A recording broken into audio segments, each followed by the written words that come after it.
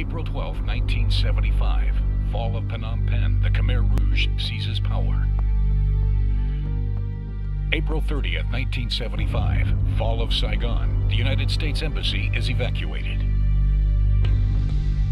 May 1975. Start of tensions between Cambodia and Vietnam. China and the USSR fight for control of Southeast Asia through their respective allies. July 17, 1975. The Apollo-Soyuz space mission underlines the U.S.-Soviet policy of détente. August 1, 1975. Signature of the Helsinki Accords to try to calm East-West tensions. December 19, 1975. The East German soldier Werner Weinhold deserts to the west, killing 2 border guards during his escape. December 20, 1975. The GDR demands the extradition of Weinhold to answer for the double murder. Bonn refuses. December 21, 1975. Border guards are on high alert on both sides of the Iron Curtain.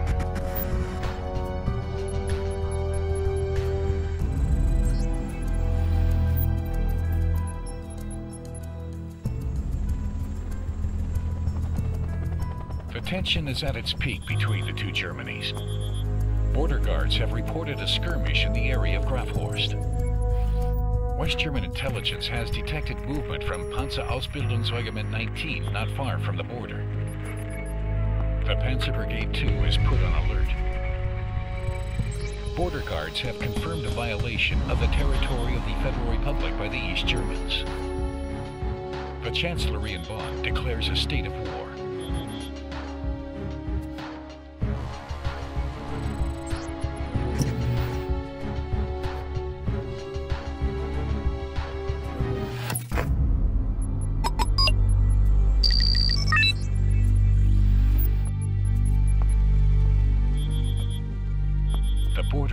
In the Great Northern Plain.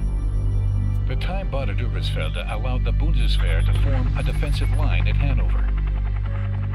Active on the diplomatic front, NATO and the Warsaw Pact are still keeping clear of combat.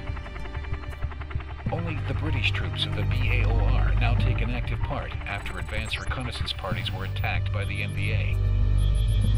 The 7th Armored Brigade clings to the interchange east of Hanover, desperately waiting for reinforcements. The Panzer Brigade 2 is rushed to the rescue.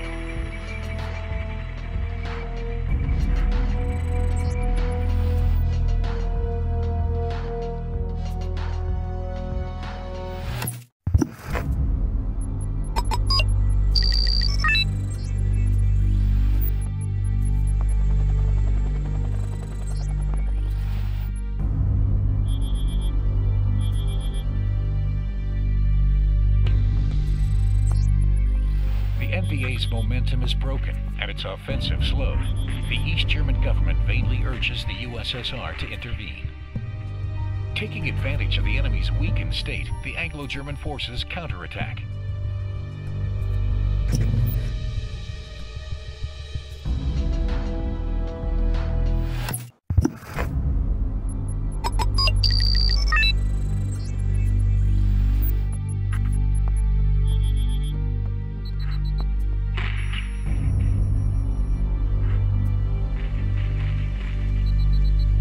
Negotiations having no chance of success anymore, the USSR and the Warsaw Pact enter the conflict. But NATO relies on the Anglo-German offensive underway to surround the 8th Soviet Guards Army before taking action. In a pincer movement, the 1st German and British Corps on one side and the 7th US Corps on the other flank the Guards and link up in front of Halle.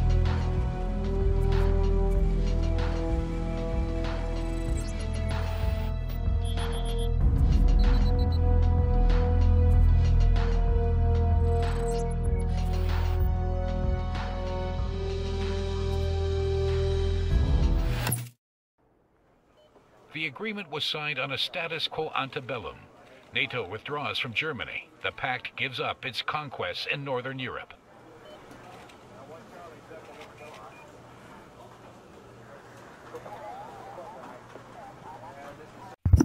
August 1980.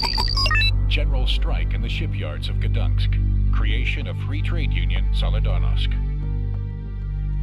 October 18, 1981. General Jaruzelski becomes head of the Polish Communist Party. December 13, 1981. Jaruzelski imposes martial law. Lech Walesa is arrested. December 15, 1981. The miners in Katowice go on strike to protest against martial law. Jaruzelski sends the army and the dreaded Zomo militia. December 16, 1981. As the militia is about to shoot the strikers, soldiers make common cause with the miners. December 17, 1981. Within days, the mutiny spreads throughout most of the Polish army ranks. The Soviet occupation forces associated with the Jaruzelski regime are attacked by the mutineers.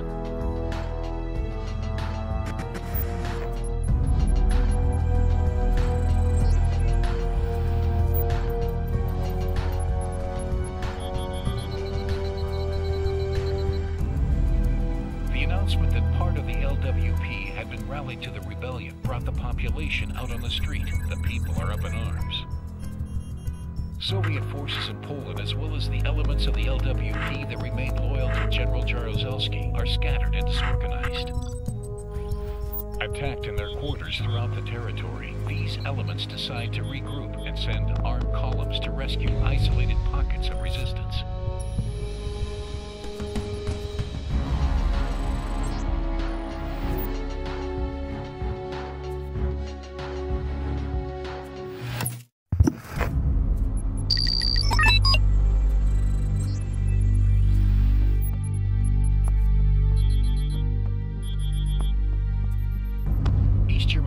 Put on alert at the border at the beginning of the uprising, are now ordered to enter Poland to help quash the rebellion. Polish rebels, motivated but poorly coordinated, are defeated in a series of hopeless skirmishes. A revolutionary government finally emerges in Katowice, which tries to reorganize forces on the Vistula. For the Soviet forces, the objective is now to put out of action as many enemies as possible before they can reach this powerful defensive line.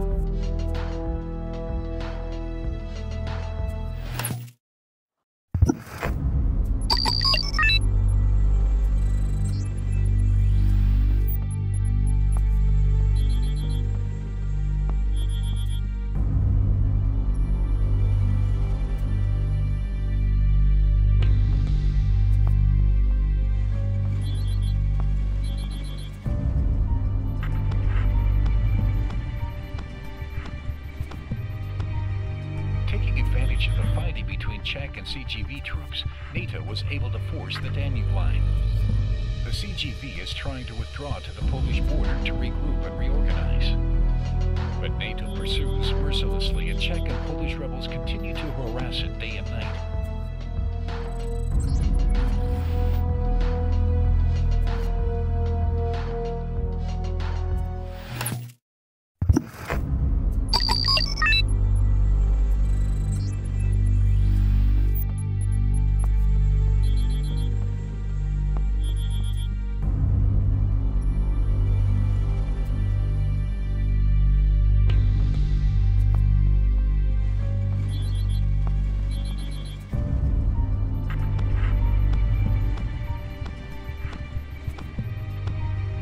Taking advantage of the fighting between Czech and CGV troops, NATO was able to force the Danube line.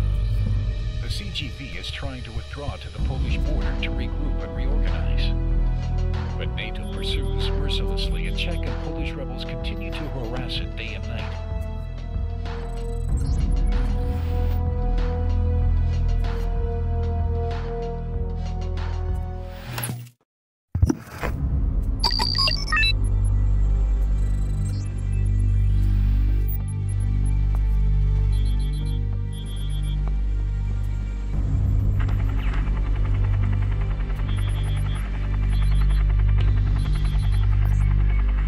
Special Forces and the French Force d'Action Rapide have surrounded the 6th Guards Armored Division, cutting its line of communication.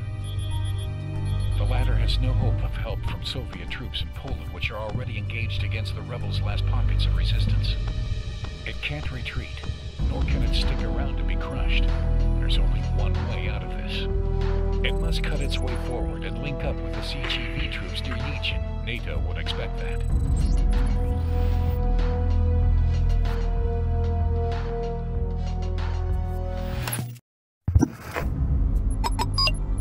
In the GDR, the NATO offensive was stopped less than 100 kilometers from Berlin, and our counterattacks are retaking lost ground.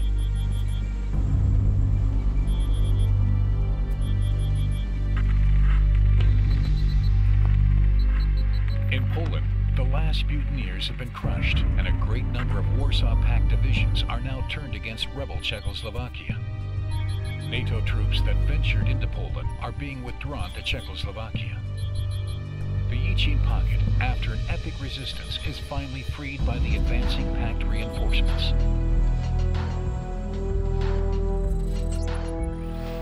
With their rear now secured, Warsaw Pact forces are marching on Prague, but NATO still intends to stop their advance ahead of the city.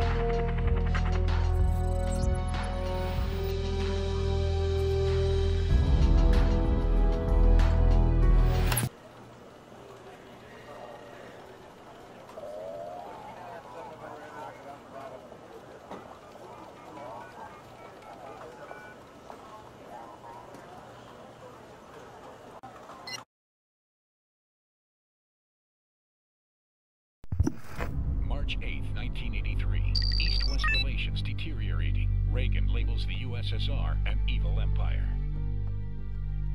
March 23, 1983. Ronald Reagan launches the Star Wars project in an attempt to tip the nuclear balance in the West's favor. April 1983. Yuri Andropov strengthens networks of KGB spies in NATO countries. September 1, 1983. The Soviet Air Force mistakenly destroys a Korean airliner. Ronald Reagan condemns a crime against humanity. September 26, 1983. Several false alarms from Russian spy satellites detect the firing of U.S. nuclear missiles. A retort is narrowly avoided. October 25, 1983. The United States commences to invade the communist island of Grenada. November 2, 1983, beginning of the NATO Able Archer military exercise. November 8, 1983, mistaking the NATO training maneuvers as the first stage of a real attack, the Warsaw Pact launches a preemptive strike.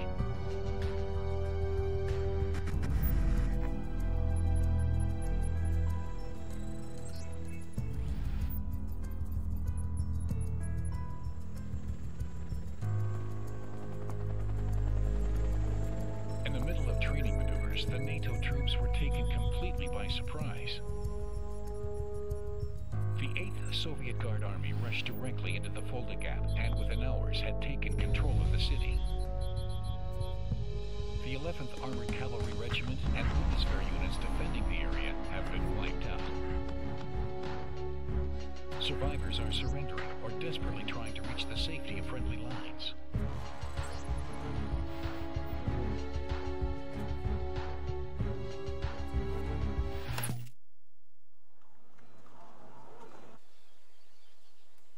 We have lost contact with the rest of the 11th ACR. As far as we know, we may be the only ones left. We're starting to run short of fuel and ammunition. We must reach our lines very soon. But we are now behind the Soviet front, so we'll have to pass through their lines in order to get to ours.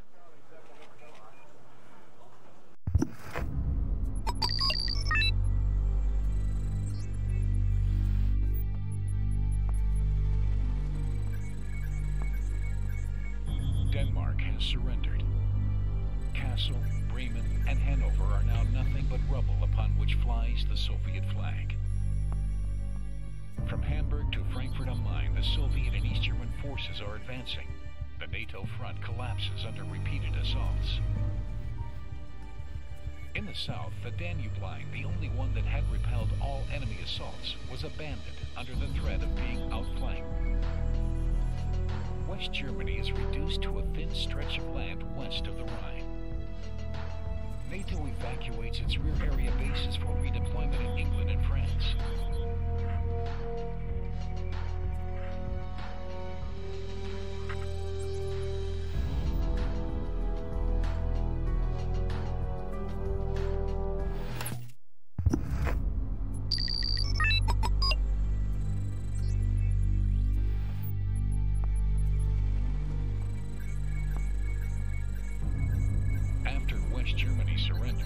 Warsaw Pact troops stopped when they reached the French, Belgian, and Dutch borders. The Russian government claimed to have acted this way to put an end to the German threat, which was rearming like before 1939. Despite warnings from intelligence services about the reorganization and concentration of new forces positioned against the West, European diplomats have been caught up in endless peace discussions for months. The Western public is in need of peace. As for the Soviets, what they want is time.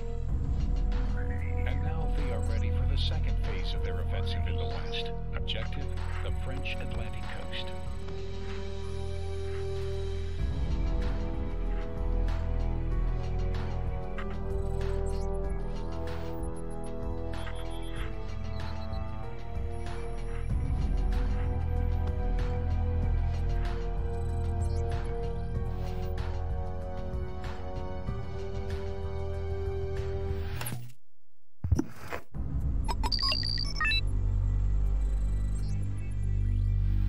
In Alsace was a Maskarovka, designed to distract us from the real Pact offensive.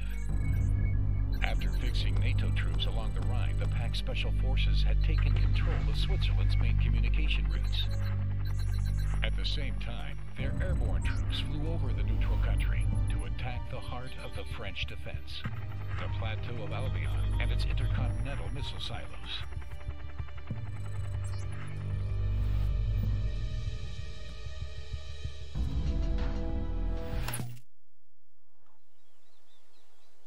The garrison was able to lock the bunker doors, but it stopped answering our calls.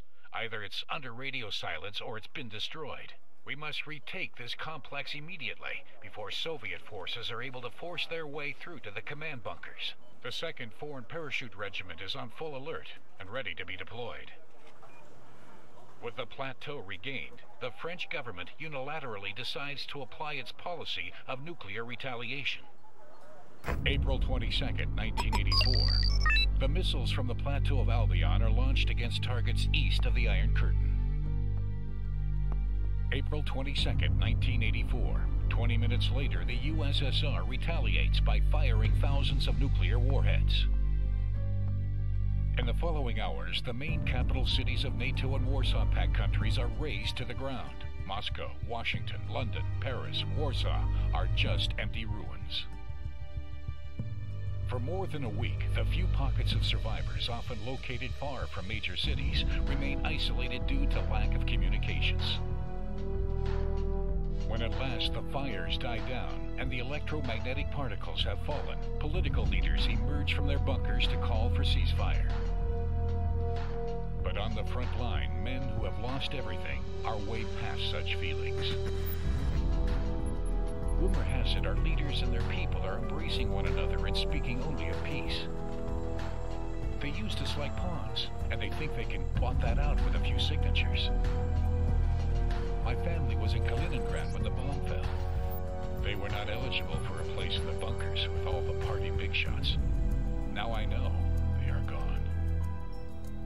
I hold our leaders as much responsible for that as the cowboy in the White House, and I intend to make them all pay.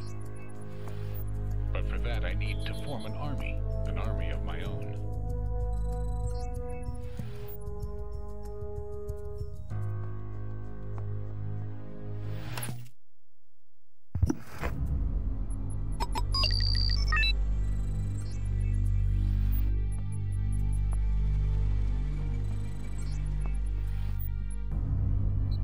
The 47th Guard Tank Regiment in Neubrandenburg has remained deaf to my call. They intend to crush my rebellion. The commander's loyalty to the party is born of too many years of fearful obedience. Let's free his men from their blind submission to leaders who are anything but worthy. Once their boss is gone, we'll give his soldiers the opportunity to change history that he never seized.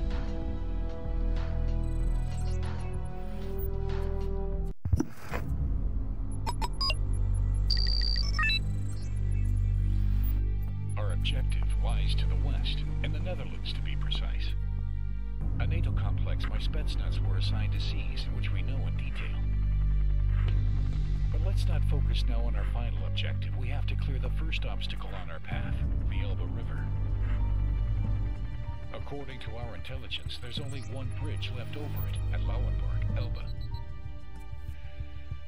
And as with anything valuable, it has attracted the attention of several local warlords. If we can't make them see reason, we'll have to cut our way through them.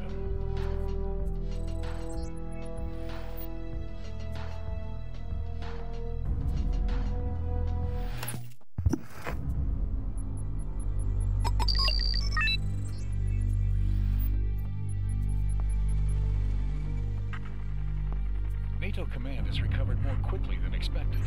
His troops are reorganizing and they know we're not far. Time is of the essence. We must reach Highway 28 to get to the Netherlands without delay. The enemy will do everything they can to delay us.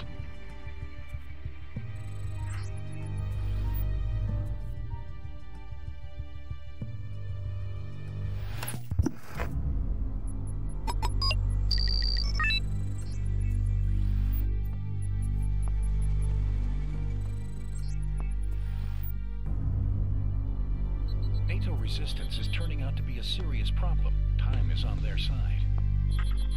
Reinforcements have landed at Emden. Each hour they get closer.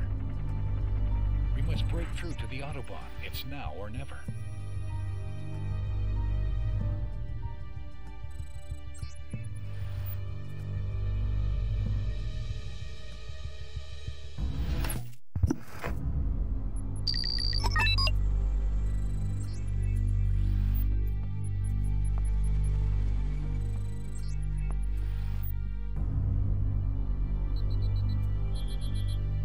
Both the Amdorf and Tehaida strongpoints are in our hands. Their reinforcements allowed the enemy to avoid complete disaster yesterday, but now they have tasted defeat. Today, my Praetorians will break right through.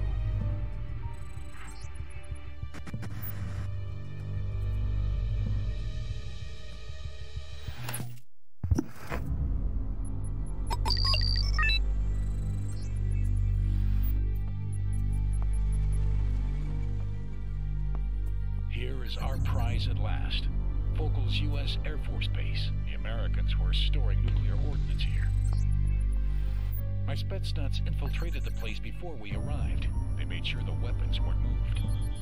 All our beloved leaders, both Western and Eastern, are gathered in Stockholm to sign another peace treaty, which they'll eventually trash, sending soldiers again to a useless death. But we have a unique opportunity to change that, to make history. With the nuclear ordnance stored here, we will make them all pay. We'll just have to hold long enough for our engineers to get them ready.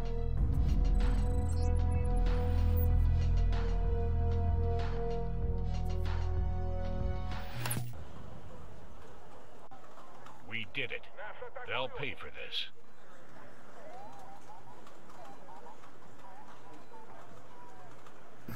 May 26, 1972. The USA and USSR signed the SALT agreement, restricting the number of nuclear weapons. Tensions seemed to decrease between the two superpowers.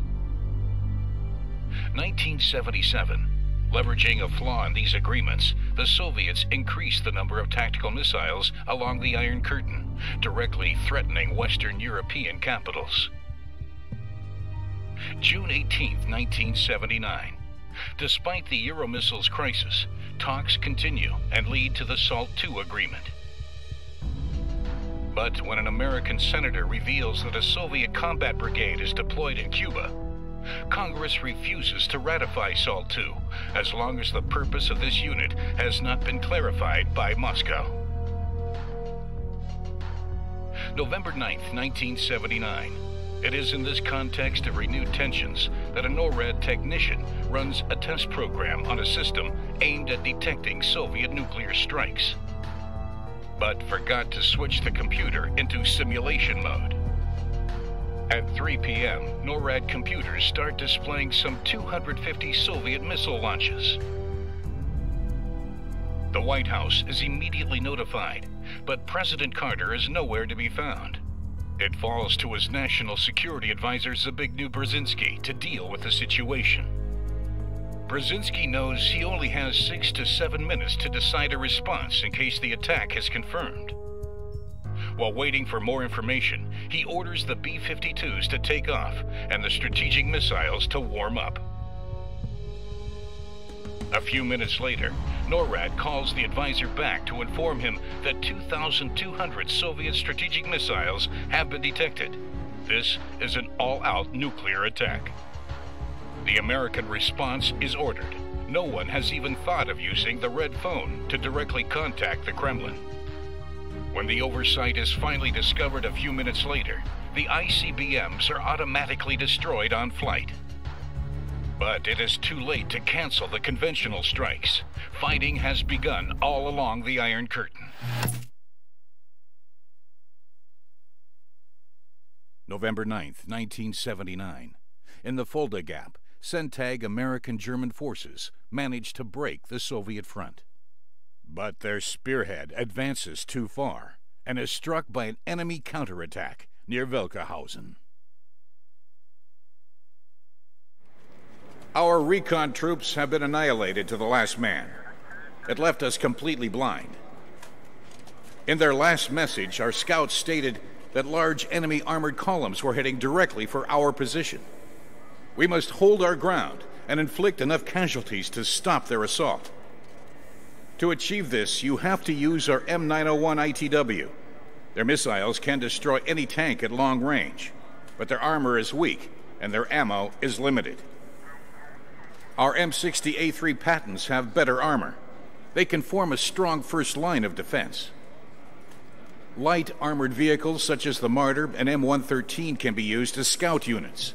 They also have anti-air capabilities. You have to choose between several strategies. You may deploy your missile launchers in open fields to take advantage of their long range. You can also use your infantry to take the town in Echo. This would grant us control of a strategic crossroad and could disrupt enemy supply lines. You may choose your strategy, but you need to hold at all costs. November 15th, 1979. Despite initial successes, the NATO offensive is hampered by unprepared supply lines.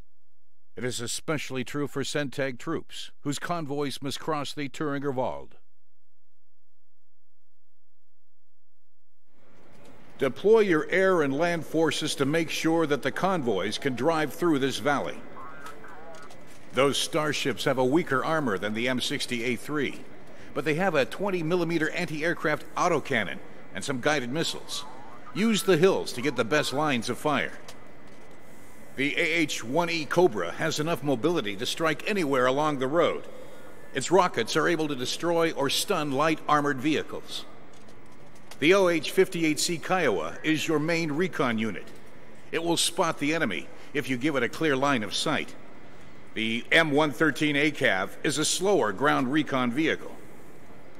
If we can hold Delta, this central position will allow us to control the valley and repel the enemy. Then we will have to keep all the outposts along the road and protect the convoy from enemy counterattacks. No matter your losses, the convoy must pass at any price. November 26, 1979. NATO has successfully repelled the Warsaw Pact counteroffensive and begins to move forward again. Meanwhile, peace talks have begun in Stockholm. The whole world is now looking at the decisive siege of Dresden and the Soviet attempt to relieve the beleaguered city. The Pact will launch a major offensive to break our lines and rescue Dresden. You have to both fight them back while building up strength.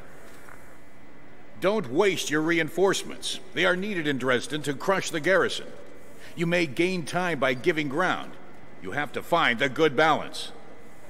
You have many troops at your disposal, among them the veterans from your previous operations. It's time to take full advantage of these elite soldiers. Hold your ground and keep an eye on your resources. You will need to be at your best to survive this final struggle. November 29, 1979. Surrounded and helpless, the 1st Tank Army capitulates in Dresden after the most vicious urban battle since Stalingrad. December 1st, 1979. The whole of Berlin falls back into Western hands. The NATO flag is raised over the Reichstag. The remnants of Warsaw Pact forces are retreating all over East Germany. This retreat leaves tens of thousands of prisoners to NATO armies. January 1980. A series of ceasefires finally leads to a peace treaty, by which the USSR recognizes the de facto German reunification. The Berlin Wall is falling. While the Kremlin saw this treaty as a mere truce to refit its forces, it is seen as a sign of weakness by internal opponents. February 1980. In Poland, it gives dissidents and free trade unions a new hope. Soldiers back from the front are deployed to protect flickering communist regimes. The Eastern Bloc begins its long agony. Jimmy Carter enters history as the president who, by a lightning and surprising military action, has brought the USSR to its knees.